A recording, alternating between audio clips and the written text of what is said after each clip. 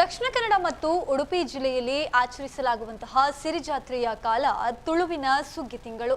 ತುಳುವರು ತಮ್ಮ ಕುಲದೇವರಿಗೆ ಆರಾಧ್ಯ ದೈವಕ್ಕೆ ಹರಕೆ ಸಲ್ಲಿಸುವಂತದ್ದು ಸಿರಿ ಜಾತ್ರೆಯ ವಿಶಿಷ್ಟತೆಯೂ ಹೌದು. ಈ ಜಾತ್ರೆ ನಡೆಯುವಂತಹ ಸ್ಥಳಗಳನ್ನ ಆಲಡೆ ಎಂದು ಕರೆಯಲಾಗುತ್ತೆ.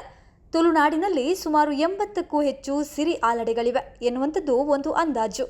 ಇದರಲ್ಲಿ ಮರೋಡಿ ಶ್ರೀ ಉಮಾಮಹೇಶ್ವರ ಕೂಡ ಒಂದು. ಈ ಕ್ಷೇತ್ರದಲ್ಲಿ ವಾರ್ಷಿಕ ಜಾತ್ರಾ ಮಹೋತ್ಸವ ಸಿರಿ ಜಾತ್ರೆಯ ಸಂಭ್ರಮ.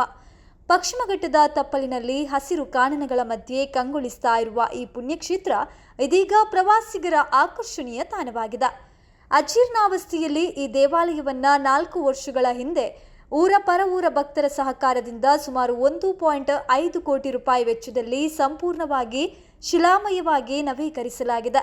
ಸುಮಾರು 800 ವರ್ಷಗಳ ಸುದೀರ್ಘ ಇತಿಹಾಸವನ್ನ ಹೊಂದಿರುವ ಈ ಪುರಾತನ ದೇವಾಲಯ ಕಾರಣಿಕ ಕ್ಷೇತ್ರವೂ ಹೌದು. ಕ್ಷೇತ್ರದಲ್ಲಿ ಉಮಾಮಹೇಶ್ವರ ಪ್ರಧಾನ ದೇವರಾಗಿ, ಬ್ರಹ್ಮಲಿಂಗೇಶ್ವರ ಉಪದೇವರಾಗಿ ಸಾನ್ನಿಧ್ಯವಿದೆ.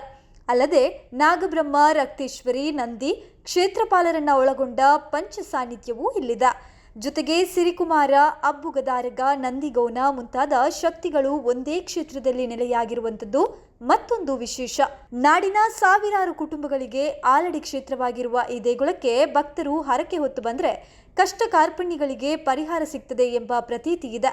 ಈಗಾಗಲೇ ನೂರಾರು ಭಕ್ತರು ಸಂತಾನ ಸಮಸ್ಯೆ, ಆರೋಗ್ಯ ಸಮಸ್ಯೆ, ವಿವಾಹ ಸಮಸ್ಯೆ ಮುಂತಾದ ಸಮಸ್ಯೆಗಳಿಗೆ ಇಲ್ಲಿ ಪರಿಹಾರ ಕಂಡುಕೊಂಡಿದ್ದಾರೆ. ಆಲಡಿಯ ಸಂಬಂಧ ಹೊಂದಿರುವ ಕುಟುಂಬಗಳು ಕ್ಷೇತ್ರಕ್ಕೆ ಬಂದು ಹುರುಳಿ ಹಾಗೂ ಇತರೆ ಧಾನ್ಯವನ್ನ ಹರಕೆಯ ರೂಪದಲ್ಲಿ ಸಲ್ಲಿಸಿ ತಮ್ಮ ಕಷ್ಟ ನಿವಾರಣೆಗೆ ದೇವರಲ್ಲಿ ಪ್ರಾರ್ಥಿಸುತ್ತಾರೆ. ಇಲ್ಲಿ ನಡೆಯುವ ಸಿರಿಗಳ ಜಾತ್ರೆ ಕುಮಾರ ದರ್ಶನಕ್ಕೆ ನೋಡಲು ದಕ್ಷಿಣ ಕನ್ನಡ, ಉಡುಪಿ, ಕೇರಳ ಮತ್ತಿತರ ಕಡೆಗಳಿಂದ ಬರ್ತಾ ಇರೋದು ಕ್ಷೇತ್ರದ ಮಹಿಮೆಗೆ ಹಿಡಿದ ಕನ್ನಡಿಯಾಗಿದೆ. ಕರಾವಳಿ ಭಾಗಗಳನ್ನು ಒಳಗೊಂಡಂತೆ ದಕ್ಷಿಣ ಕನ್ನಡ, ಉಡುಪಿ ಜಿಲ್ಲೆ ಮತ್ತು ಕಾಸರಗೋಡು ಜಿಲ್ಲೆಗಳನ್ನು ಒಳಗೊಂಡಂತಹ ಪ್ರದೇಶವನ್ನು ತುಳುನಾಡು ಅಂತ ಕರಿತೇವೆ. ಈ ತುಳುನಾಡಿನಲ್ಲಿ ದೈವಾರಾಧನೆ ಪ್ರಮುಖವಾಗಿ ಕಾಣಿಸುತ್ತದೆ. ಈ ದೈವಾರಾಧನೆ ಒಟ್ಟಿಗೆ ದೇವತಾರಾಧನೆ, ಒಟ್ಟಿಗೆ ನಾಗಾರಾಧನೆ ಮತ್ತು ಸಿರಿಗಳ ಆರಾಧನೆ ಕೂಡ ಕಂಡು ಬರ್ತದೆ.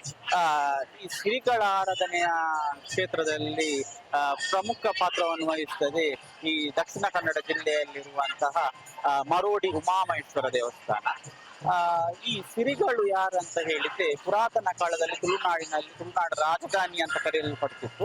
ಆ ಕಾಲದಲ್ಲಿ ಸತ್ಯನಾಪುರದ ಅರಮನೆ ಅಂತ.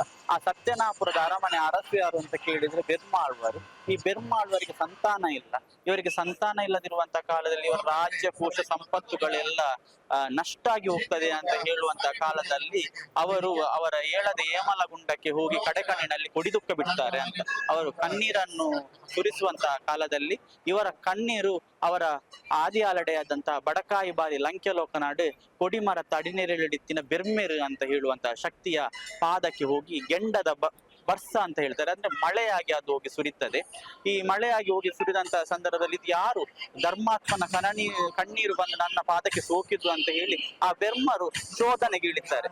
ಈ ಬಡಕಾಯಿ ಬಾರಿ ಲಂಕೆಲೋಕನಾಡ ಬೆರ್ಮರು ಯಾರಂತ ಹೇಳಿದ್ರೆ, ತುಳುವರಿಗೆ ಮಾತೃ ಮೂಲಿಯ ಸಂಸಾರದ ಎಲ್ಲ ತುಳುವರಿಗೆ ಈ ಆದಿ ಆಲಡೆ ಅಂತ ಹೇಳುವುದು ಪ್ರಧಾನವಾದಂತಹ ಒಂದು ಆರಾಧನಾ ಕ್ಷೇತ್ರ ಮತ್ತು ಅದು ಮೂಲ.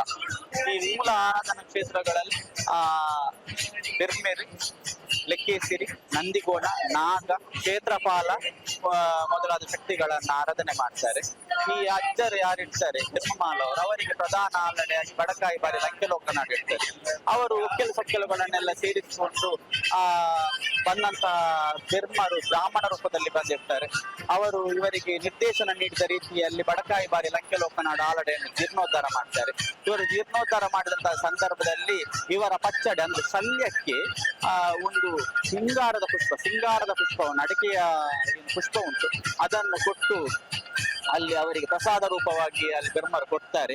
ಈ ಪ್ರಸಾದ ರೂಪವಾಗಿ ಕೊಟ್ಟಂತಹ ಪುಷ್ಪದಲ್ಲಿ ನಂತರ ಬಡಕಾಯಿ ಲಂಕೆಲೋಕನಾಡು ದೇವರ ವರಪ್ರಸಾದದಿಂದ ಸತ್ಯಮಾಲೋಕಂದ ಸಿರಿ ಎಂಬಂತಹ ಒಂದು ಸತ್ಯದ ಮಗಳು ಆ ಪುಷ್ಪದಲ್ಲಿ ಹುಟ್ಟಿ ಬರ್ತಾಳೆ.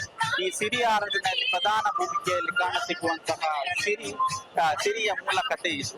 ನಂತರ ಸಿರಿಗೆ ಜನಿಸಿದಂತಹ ಮಗ ಆಗಿರ್ಬೋದು, ಸಿರಿಯ ಮಗಳಾದ ಸೊನ್ನೆ ಆಗಿರ್ಬೋದು, ಸೊನ್ನೆಯೊಂದಿಗೆ ಬೆಳೆದಂತಹ ಗಿಂಡಿ, ನಂತರ ಅಬ್ಬಗದ ರಗ ಹಾಗೂ ಸಿರಿಯ ಎರಡನೇ ಗಂಟನ ಮೊದಲ ಹೆಂಡತಿಯಾದ ಸಾಮು ಹಾಗೂ ಸಿರಿಯ ಪರಿಚಾರಕ್ಕೆ ಆದ ದಾರುವನ್ನು ಒಳಗೊಂಡು ಆ ಒಂದು 16 ಆಲಡೆಗಳು ಅಂತ ಏನು ಹೇಳ್ತೇವೆ, ಆ ಆಲಡೆಗಳಲ್ಲಿ ಕುಮಾರ ಪ್ರಮುಖ ಭೂಮಿಕೆಯಲ್ಲಿದ್ದುಕೊಂಡು ಪ್ರಮುಖ ಸ್ಥಾನದಲ್ಲಿದ್ದುಕೊಂಡು ಆ 7 ಸಿರಿಗಳಿಗೆ ದಲ್ಲೆ ಹಾಕಿ ಆರಾಧನೆ ಮಾಡುವಂತಹ ಆರಾಧನೆಗಳು ನಡೆದುಕೊಂಡು ಬರುತ್ತದೆ.